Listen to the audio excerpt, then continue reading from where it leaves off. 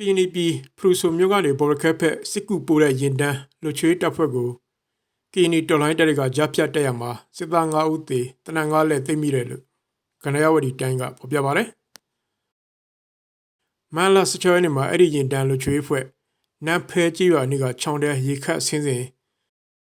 ကြားဖြတ်တက်ခဲ့တာဖြစ်ပြီး9ဦးအလောင်းကြံတဲ့ပြင်နောက်ထပ်သေဆုံးဒဏ်ရာမှုရှိနိုင်တယ်လို့လည်းဆိုပါတယ်။သိမ်းမိတဲ့လက်နက်တွေထက်မှာအမေစီရီ9လက်ကိုတွေ့ရပြီးတိုက်ပွဲဖြစ်တဲ့ဗီဒီယိုပို့လို့လည်းဆိုရှယ်မီဒီယာမှာပြနေတာတွေ့ရပါတယ်။ကချင်ပြည်နယ်ပုံမှန်မြို့မှာတိုက်ပွဲတွေဆက်ဖြစ်နေပြီးတောင်ပိုင်းလို3မိုင်နဲ့ခလာရ49မှာပိုပြစ်ထန်နေတယ်။ဒါပေမဲ့တစ်ဖက်နဲ့တစ်ဖက်စခန်းသိမ်းနိုင်တာမျိုးတော့မရှိသေးဘူးလို့ KIA ပြောခွင့်ရဗိုလ်မှူးကြီးနော်ဘူးက BN ကိုပြောပါတယ်။အထူးသဖြင့်ကတော့တာမိုင်းလုံတက္ကသိုလ်ကျောင်းဘက်မှာလည်းတပိုင်ကတော့ဆက်တဲ့ရှိပါတယ်။နောက်ဘောကနဲ့ပုံမောက်ဘက်မှာတက်လာတဲ့3မိုင်ပတ်ဝန်းကျင်မှာလည်းတပိုင်ကတော့မြေပြင်တပိုင်လည်းရှိပါတယ်။နောက်ခလာရ40ခွန်ဘက်မှာအဲ့ဒီပတ်ဝန်းကျင်ဘက်မှာလည်းစစ်ကော်မရှင်ဘက်ကနေမြေပြင်ထိုးစစ်ဆင်တော့ကျွန်တော်ကိုကတ်တပ်ပွဲတွေရှိပါတယ်။ဂျန်တဲ့နေရာမှာတော့သူတို့လက်နေရှိနေလာပစ်တာတွေ drone နဲ့ပစ်တာတွေလေကြောင်းနဲ့ပစ်တာတွေတော့ရှိပါတယ်။ဒါပေမဲ့ကျွန်တော်ဘက်ကလည်းစုပ်သွားတဲ့စခန်းတွေမရှိတယ်လို့ကျွန်တော်လည်းပြန်ပြီးမှသူတို့ရဲ့နေရာစခန်းတွေကိုတင်းနိုင်တဲ့ဟာလည်းမရှိပါဘူး။ဝိုင်းမော်ဘက်မှာလည်းတိုက်ပွဲတွေဆက်ဖြစ်နေတယ်လို့ဗိုလ်မှူးကြီးကဆိုပါတယ်။ဒါပေမဲ့အင်ဒိုဂျီဒေသကစစ်ကောင်စီတပ်ရဲ့ကာကင်းစခန်းတစ်ခုကို KIA ကသိမ်းပိုက်လိုက်တဲ့လက်နက်30ကျော်သိမ်းမိတယ်ဆိုပြီးဆိုရှယ်မီဒီယာမှာပြနေတဲ့သတင်းတွေကိုတော့အတည်ပြုချက်မပေးနိုင်သေးဘူးလို့ဗိုလ်မှူးကြီးကဆိုပါတယ်။ဒါပြင်မလာ19မှာလည်း KIA နဲ့ PDF တပ်တွေအင်ဒိုဂျီရေလယ်ဖျားစီရောက်နေပြီဆိုတဲ့ဗီဒီယိုကလစ်တွေဆိုရှယ်မီဒီယာမှာပြန့်နှံ့နေတာတွေ့ရပါတယ်။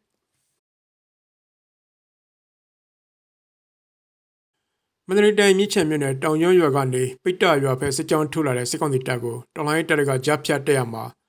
စစ်သား30ကျော်သေဆုံးခရမ်းအချို့သိမ်းမိတယ်လို့မြစ်ချံ21ပျောက်ကြားတပ်ဖွဲ့ကသတင်းထုတ်ပြန်ပါတယ်။မလာဆက်ခွန်မနေ့ပိုင်းမှာတိုက်ခတ်တာဖြစ်ပြီးတိုက်ပွဲသုတ်ကြီးဖြစ်တဲ့စစ်ဗိုလ်တူပါဝင်30ကျော်သေဆုံး20ခတ်ဒဏ်ရာ18ရက်နေ့မနေ့ပိုင်းမှာအလောင်းတွေပြန်ကောက်သွားတာတွေ့ရတယ်လို့ဆိုပါတယ်။ဒီတက်ခတ်မှုကိုမြစ်ချံ21ပျောက်ကြားတပ်ဖွဲ့နဲ့အတူ TFM ပျောက်ကြားတပ်ဖွဲ့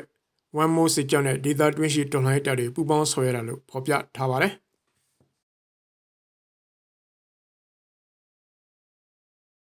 မကွေးတိုင်းတရမြို့နယ်ကပ္ပစစနစ်ကနေမင်းတို့ဖက်ထွက်လာတဲ့စစ်ကောင်စီရင်တန်းကိုတော်လှန်ရေးတပ်ကကြားဖြတ်တက်ရမှာ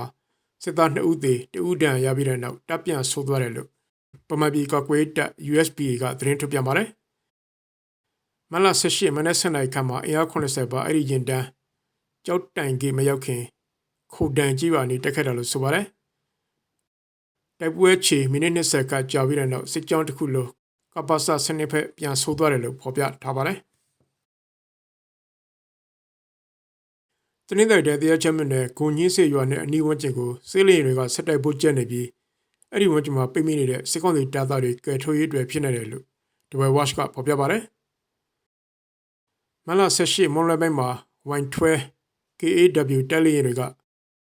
ကိုညင်းစစ်စီတော့နဲ့စီတက်ရွာတွေကိုဘိုးအလို့80ကျော်တိကြက်ချတက်ခတ်ခဲ့တယ်လို့ဆိုပါတယ်။အစောပိုင်းသတင်းတွေရတော့မန်လာ17ရက်မှာကီမျိုးသားလွန်မြောက်တပ်မတော် KNL နဲ့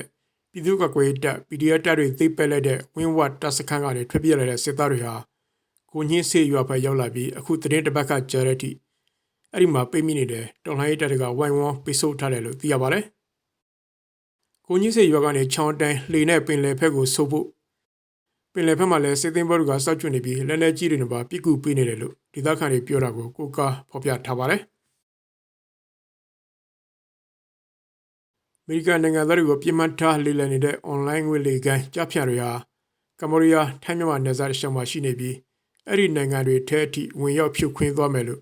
အမေရိကန် FBI ညွှန်ကြားရေးမှူးကပြောဆိုလိုက်ပါတယ်။